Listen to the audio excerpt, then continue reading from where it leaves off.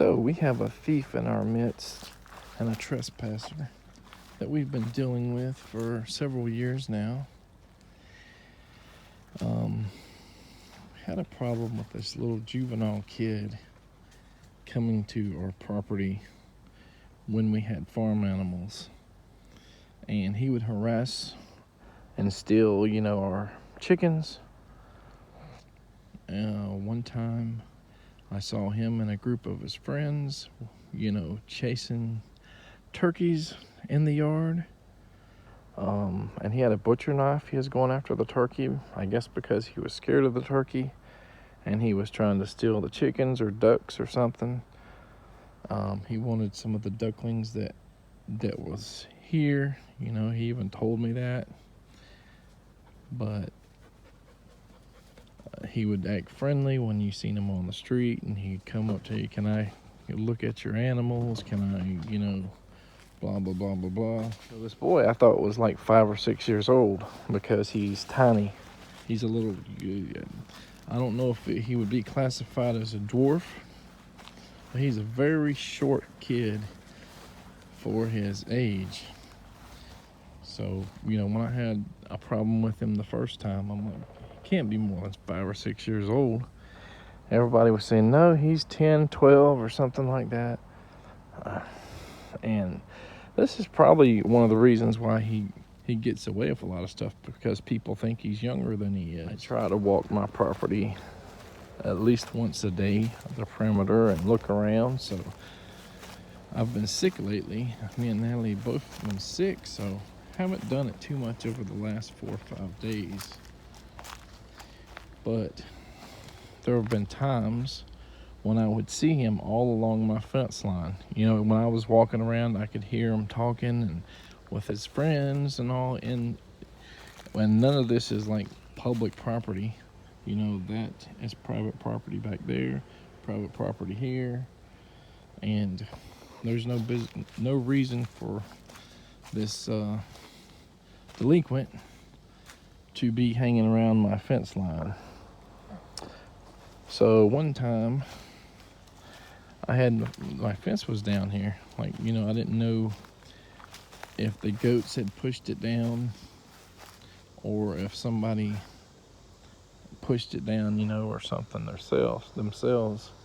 So he come up to me at the fence and he says, "There's a little kid that's been pushing your fence down and coming in here with the goats and chasing them, trying to catch them or whatever." And I'm thinking to myself, yeah, the little kid is you. Just somebody that can lie like that. Another instance, I caught him in my yard. And of course he knew that he was clearly seen. If he ran, why would he run? Because somebody would have to call the police on him, And he just stood there. When I walked up to him, he says, "Oh yeah, my grandma lost her rooster, and she told me to come to this yard and try to find it." Well, that wasn't true. We went to his grandma's house, and she basically told us, call the cops or whatever you need to do. I've just had it with him. He's just constantly getting in trouble. He's constantly told not to trespass on other people's property. And that's that. So we just had so much of him stealing our chickens and stuff like that, and neighbors. We would pull into our driveway. Our neighbors would come out and say, "This little boy has been on your property again, chasing your chickens, chasing your goats." I mean, it was like an everyday occurrence. This kid would stay, either near his home or another little area here where kids play, and they would wait for our wheelchair van to leave, and then they would come in and harass the animals. So one day he came up to one of my family members, and he said, "How do you like this chicken, this rooster I got? I think it might have came from your property. I think it run away." And he told this family member that, and she said, "Just let it go. It'll find its home." And then, probably the same exact rooster, he came up to, while Natalie was like just, going around the streets, the little sidewalks and stuff in her wheelchair and looking around town and enjoying the neighborhood. And he came up to her and he said, "Look at this rooster my mama bought me." And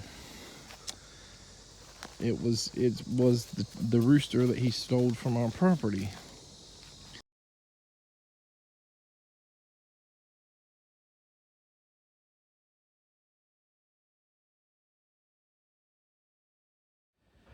It got so bad, and this is the end of our property here, or part of it, where it goes to a different property, where somewhere along there, let me see if I can zoom in, this boy had a tent, kind of camouflaged back there, 80 foot, 100 foot or so away, and he was camping there, keeping an eye on where the goats were, when the chickens were roosting, where they were roosting, and basically just,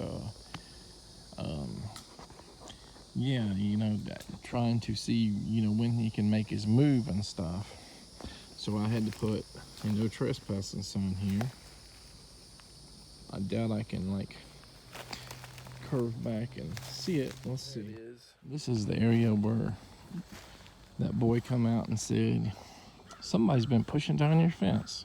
So this fence was pushed out, and as you can see, I've kind of tied it up there with a line there, a cord, to try to hold it up. Now the fence isn't in the best condition or whatever, but so yeah, it was being pushed down, and guess what? They could just jump over it, walk over it, or whatever. But also my goats were going off into some other person's property because of this boy pushing the fence down. And he would go back here too. I would hear him all the time talking and chattering, when I walked around. So he was probably getting a kick out of watching the goats go to this other property, eating and browsing and stuff, and hopefully not going to somebody else's garden and eating their garden up. So between that and raising, more kids and not really having the time to maintain the destruction that the goats actually did, and the really bad flooding we got the last year I had the goats, I decided it wasn't worth it for me or the goats to have those things. But I was still willing to have chickens and ducks and other livestock. But then, it just, we had 2 or 3 chickens left that we were just keeping, and, they ended up getting taken out, stolen. I think one of them died, but the other 2 just disappeared, and I decided, just get rid of all the livestock animals, and maybe he would quit coming over here, because he seemed to be obsessed with farm animals. Earlier in this video about a butcher knife. This is the butcher knife that this little kid had, chasing my turkeys around with. He ran away, of course, when I saw him. He saw me, but he dropped the knife on the ground, and I moved it over here. This was maybe a year ago. Surprised that knife hasn't rusted. So we flagged down a sheriff's deputy that was already in the area, and when we talked to him, he basically said there's nothing we can do as far as them getting in trouble unless we see them actually trespassing ourselves. But he went to the house, you know, after we had already talked to the grandmother to no avail, and basically just warned them not to come trespass anymore. And I know that he got in trouble with the sheriff's department somewhere around that same time because he was shooting a bow and arrow in somebody's private property, and they came and confiscated his bow and arrow. But as far as like getting in trouble, I doubt he got into any kind of legal trouble at all. Anyway, back to the future here. Did getting rid of those animals help the situation? You know, I always was suspicious that, you know, he was around here all the time anyway, whether or not he's coming on the property. But on Saturday morning, I hadn't been out for like a day or two because of being sick. But on Saturday morning, I came out here where my water garden was, and guess what I saw? Wow, it was gone. Somebody threw all the buckets, the pots here, out of it. They emptied all the dirt and weeds and stuff out of it.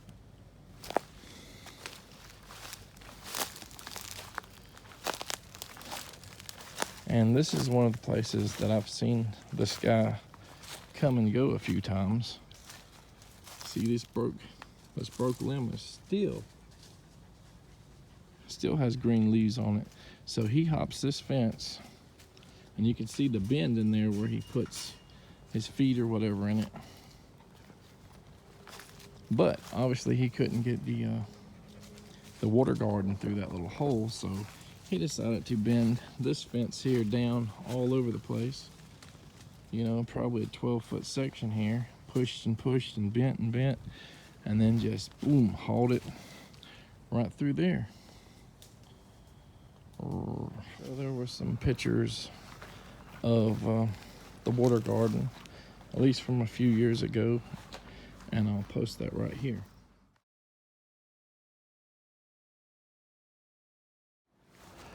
There were some, I guess, social media posts with the picture and location, and it basically said, you know, that the sheriff's department was closed until, you know, at least the non-emergency line was closed until Monday.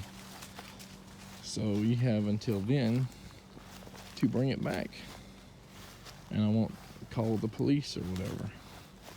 So yesterday around 11 p.m. I got a message on my phone saying there are 2 people carrying a big black object that kind of looks like the thing that was stolen off your property. And they told me the people that was carrying it. And of course, one of those people was this little boy I've always had problems with, which is, you know, I was 99% certain that this was him. Of course, this is 100 foot away from where it was stolen, but there it is. And yeah, I was planning to call the sheriff's office about this tomorrow. So he could have had a little misdemeanor on him, you know, $200 value thing. But in reality, this thing leaked. It was not really worth 20 bucks. It possibly could be sealed. So it's not the loss that, you know, upsets me.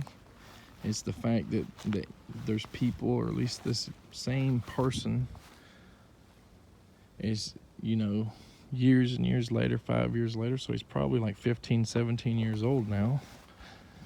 He's still coming over here. He was obsessed with my property, and I haven't been able to deter him or get him in trouble because, you know, he's I've just been able to avoid legal consequences so far.